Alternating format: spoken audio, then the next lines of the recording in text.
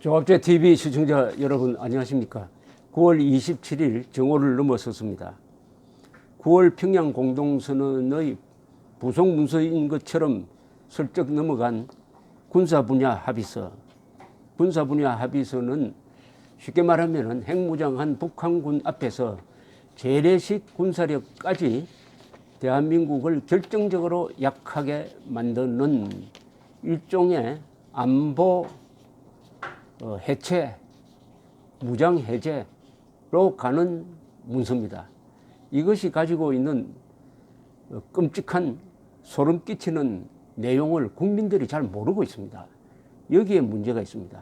원래 이 안보 분야는 전문가들의 영역입니다. 그 용어가 생소하고 국민들은 비밀스러운 장소에서 이루어지는 것이니까 별도로 밑줄을 쳐가면서 공부하지 않는 한 또 알려고도 잘 하지 않습니다.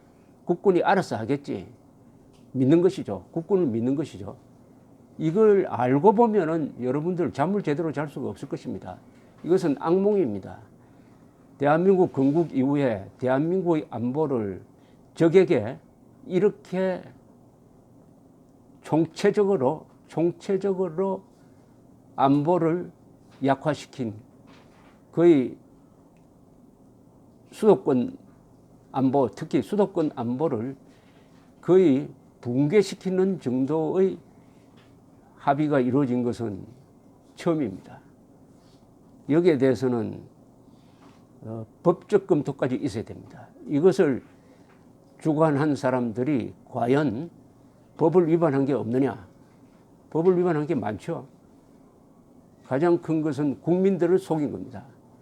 국민들에게 이런 지금 협상이 이루어지고 있다는 보고도 전혀 하지 않고, 그리고 국회도 속였습니다. 국민의 대표기관인 국회도 속였습니다. 그리고 느닷없이 발표를 해버리고 말았습니다. 그리고 지금 보도에 따르면은 미국과 우리의 동맹관계로서 우리의 안보를 같이 책임지고 있는 미국과 충분한 논의가 없었다고 합니다. 더구나 정전체제를 유지하는 법적 책임자인 유엔군 사령부와도 합의가 이루어지지 않는 상태에서 발표를 한 것으로 보입니다. 그러면은 대한민국 국군은, 이 대한민국 정권은 동맹국 미국보다도 김정은 정권과 더 밀착되어 있다는 것을 알 수가 있습니다. 적과는 합의하고 동맹국과는 합의하지 않는 상태에서 발표를 하는데, 이게 국민들에게도 미리 알리지 않고 국회도 눈 감도록 해놓고 우리의 안전, 우리의 생명, 우리의 자율에 치명적인 위해를 가할 수 있는 합의를 내놓았다. 그러면서 11월부터 당장 시행한다. 세상에 이런 일이 민주국가에서 벌어질 수가 있습니까? 법치국가에서 벌어질 수가 있습니까? 그래도 국민들이 그거 잘했다. 거기 평화란 말이 적혀 있으니까 평화를 위해서는 우리의 성벽도 무너뜨릴 수가 있다. 평화를 위해서는 내가 죽어줄 수도 있다. 이런 자살적 심리가 팽배하고 있다는 것이 바로 여론조사에서 드러나고 있습니다. 이런 합의를 하고 오면은 문재인 대통령 지지율이 50%까지 내려갔었는데 한 10%는 더 빠져야 되는데 10%가 올라버렸습니다. 국민들이 알면은 그렇게 대응하지 않을 것이라고 생각하는데, 우리 국민들은 안보는 미국에 맡겨놓고 우리는 웰빙에만 집착한다 하는 이런 삶의 습관을 버리지 못했기 때문에 갑자기 달라지지 않습니다. 그러면은 누가 앞장서 가지고 국민들에게 이 진실을 알려야 하느냐? 언론이죠. 근데 문제는 언론이 친정부 쪽으로 80% 이상 기울어 있으니까 국민들에게 위험한 정보를 알리지 않습니다. 이렇게 되면 결과적으로 적을 도와주는 거죠. 적을 도와주는 거죠. 이런 일이 지금 2018년 9월 말 현재 벌어지고 있습니다. 전문가들이 주로 이 문제를 제기를 하는데, 그것을 쉽게 풀어가지고 이것을 정치 문제로 만들어야 할 세력이 자유한국당입니다. 자유한국당은 전문가의 의견과 거기에 국민들에 대한 홍보를 결합시켜서 정치적 행동으로서 이 문제에 대응해야 합니다.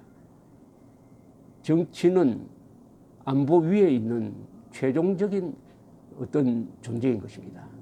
정치가 잘못되면 안보, 경제도 같이 날아갑니다. 그런데 신원식 전 합참작전본부장, 예비역 육군중장, 이분이 오늘 조선일보에 요 문제를 A4 용지 한 2장 분량으로 깔끔하게 정리를 했습니다. 신원식 전 합참 차장은 자타가 공인하는 이 전략 부문의 1인자입니다. 제목이 뭐냐? 국민 생명은커녕 국군 목숨도 못 지키게 되었다. 국민 생명을 지키려면 우선 국군을 지켜야 됩니다. 국군 목숨도 못 지키게 됐으니까 국민 생명을 지킬 수가 없는 거죠. 최근까지 합참 차장을 했던 사람이 국민 생명은커녕 국군 목숨도 못 지키게 되었다고 한다면은 이게 거짓말일 리는 없고, 만약 이렇게 해야 되는 거죠. 국민 생명은커녕 국군 목숨도 못 지키게 북한 노무현 정권과 이런 문서에 합의한 사람은 누구냐? 그 합의한 사람은 어떤 벌을 받아야 되느냐? 어떤 벌을 받도록 해야 하느냐? 공을 국민들에게 던지고 있습니다. 국민들이 죽지 않으려면은, 재산 빼앗기지 않으려면은, 자유를 놓치지 않으려면은 싸워야 하는데 어떤 방향으로 싸울 거냐 하는 고민을 낳게 하는 제목입니다. 제가 설명을 하면서 저 해설을 곁들이겠습니다. 9월 평양 공동선언의 핵심은 판문점 선언 이행을 위한 군사 분야 합의서다. 우리 사회 일부에서는 안보에 문제가 없고 오히려 북한이 양보했다는 주장을 하고 있다. 북한이 양보했다는 주장을 하는 사람이 있는 모양입니다. 아니, 상당수 있어요. 제가 아는 한 기업인도, 아주 보수적 기업인으로 알려져 있는 사람이 북한이 저렇게 양보했으니까 이제는 미국이 상응한 조치를 취해야 된다. 북한 선전 그대로 받아가지고 이야기를 하는데, 그 사람이 왜 그렇게 속느냐? 평화에 속고 있었습니다. 평화란 말에 속고 있었습니다. 평화적 행동에 속는 것이 아니라 평화라는 말에 속고 있었습니다. 군비 통제의 기본은 공격용 무기는 줄이고 정찰은 확대하여 상대방 의도를 확인하는 것이다. 미국, 러시아, 유럽 국가들이 상호 자유로운 비무장 공중정찰을 허용한 항공자유화 조약에 서명한 게 이를 보여준다. 그런데 이번 평양 합의로 전방지역 감시가 불가능해져 가지고 기습을 당하거나 과도한 대응을 할 가능성이 높아졌다. 군사적 신뢰를 위한 기본 원칙도 무시한 합의는 오히려 평화를 위태롭게 할 것이다. 이 합의가 평화하지만은 이대로 적용이 되면 오히려 분쟁, 전쟁 가능성이 높아진다는 겁니다.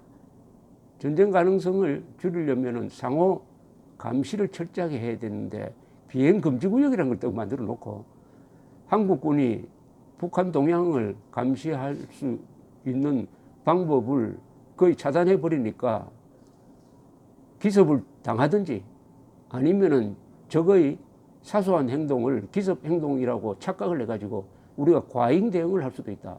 어느 쪽이든 전쟁 위험이 높아진다. 이런 지적이죠.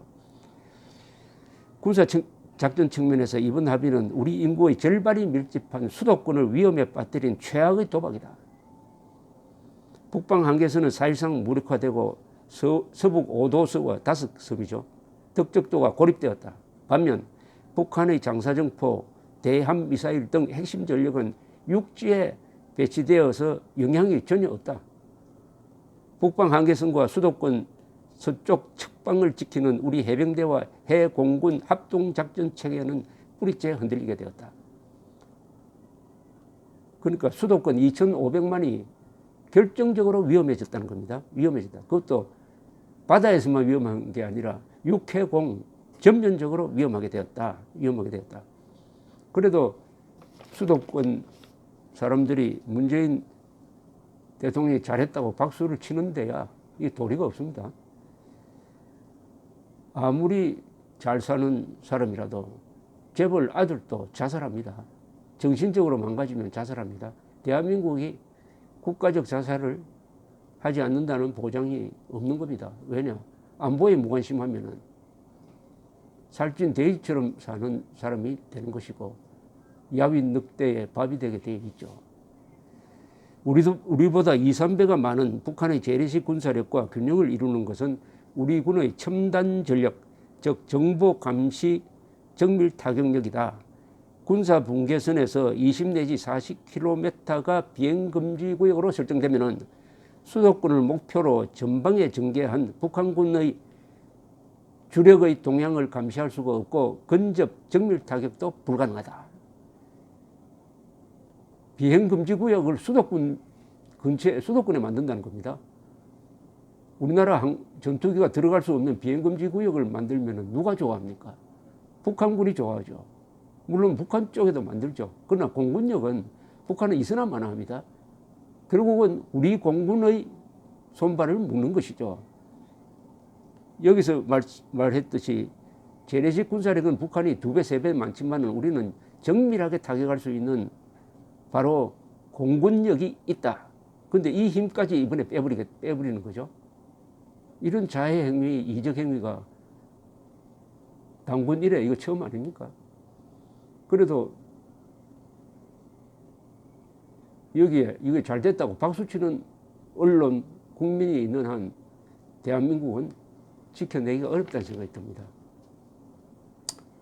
북한 장사정포 등 전선지역 감시와 도발 시 대응 사격을 위한 표적 정보는 군사 분계선 남쪽 20km 이내에서 운용되는 전방 군단 이하의 무인기가 가장 효과적이다.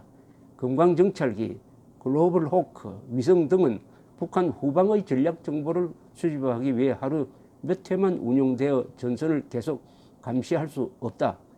따라서 비행금지구역 내에서의 감시가 결정적인데 비행금지 시켜버리면 정찰기 무인기도 운영할 수 없다. 그럼 북한이 뭘 하는지 어떻게 아느냐? 아무리 대군이 있으면 뭘 합니까? 까막눈이 되면 끝나는 거 아닙니까? 그런 문제를 지적을 하고 있습니다. 이어서 북한에 정말 큰 타격을 줄 수 있는 것은 미사일이 아니라 우리가 가지고 있는 아주 고성능 폭탄이다 이거죠. 고성능 폭탄을 쏘려면은 바로 휴전선에 접근해서 쏴야 되는데 비행금지 구역으로 만들어 놓으니까 우리 전투기가 마음대로 기동을 할 수도 없다. 훈련도 못한다. 훈련 못하는 군대는 전투를 하면은 바로 피로서 그 대가를 치러야 합니다. 피로서. 군사 합의로 평화를 확보하려면은 북한도 약속을 지키는 정상국가여야 한다. 7.4 공동성명 이후 올해 4월 판문점 선언 전까지 남북한 간의 크고 작은 회담이 655회가 있었고 245회는 서명까지 했지만 북한은 한 번도 지키지 않았다. 북한이 달라졌다는 기대를 전제로 과거를 묻지 말고 무조건 믿어 하는 이번 합의는 대한민국 국방을 무력화한 치명적 실책이다. 이러면 이건 역적모의란 뜻 아닙니까? 역적모의란 뜻을 이렇게 좀 길게 조심스럽게 설명하고 있는 것 같습니다. 북한이 예전처럼 도발하면 우리 장병과 국민 생명은 바람 앞의 등불 같은 신세가 된다. 그래서 정부에 국민 공청회를 요청한다. 탈원전 공청회도 했는데 국민 목숨이 달린 문제다. 수용할 것으로 믿는다. 정부 여당과 야당이 추천한 전문가들이 전 국민이 보는 가운데서 끝장 토론을 하고 국민의 판단을 기다리자. 좋은 제안입니다. 국민의 판단은 국민투표라는 겁니다. 지금 당장 국민투표하면은 평화에 속은 국민들이 찬표를 던질 가능성이 많지만은 한 2-3달 정도를 정해가지고 전 방송이 하루 종일 중계하는 가운데서 전문가들이 토론을 하고 국민들이 지켜보면은 달라질 것이라고 생각합니다. 원전 신고리 5호, 6호기도 중단시켜 놓고 공론화 과정을 거쳤더니 중단 반대가 더 많아가지고 그 공사가 재개된 적이 있습니다. 원전 2기 중단과는 문제가 다른 수도권 2,500만의 생사가 걸린 문제에 대해서 국민에게 보고하지 않고 설명하지 않고 적과 합의하고 동맹국가는 합의하지 않는 이런 것은 있을 수가 없습니다. 이것을 허용하면은 대한민국은 총 한 방 쏘지 않고 김정은 정권 밑으로 들어가든지 안보를 해체하고 전쟁에도 지지 않았는데 우리를 지키는 성벽을 스스로 허무는 꼴이 될 것이라고 생각합니다. 적의 말을 믿자고 하는 자는 삼족을 밀어야 한다는 도쿠가와 이에야스의 말이 새삼 실감납니다. 감사합니다.